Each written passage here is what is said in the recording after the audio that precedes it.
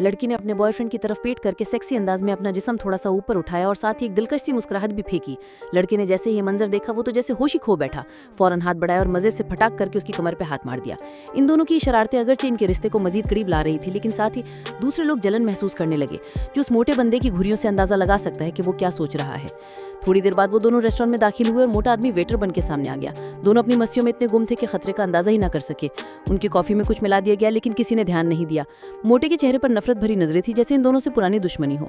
मोटे ने कॉफी को 2 कप चुपचाप मेज पर रखे और अपने शिकार के फंसने का इंतजार करने लगा, लेकिन उसी लम्हे अचानक एक माजूर लड़की ने चीख मारकर इनको इशारा कर दिया और मोटे का प्लान बिगाड़ दिया।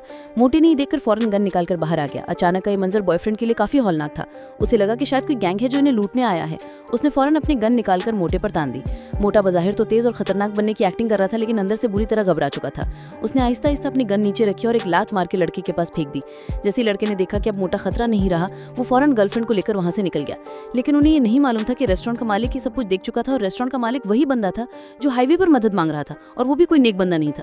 उसने एक शैतानी मुस्कुराहट के साथ फोन उठाया और फोन की दूसरी तरफ उसके साथी थे जो पुलिस वाले थे। रेस्टोरेंट के मालिक ने उन्हें इनको पकड़ कर लाने का ऑर्डर दिया। कुछ ही देर में पुलिस ने इन दोनों को ढूंढ लिया।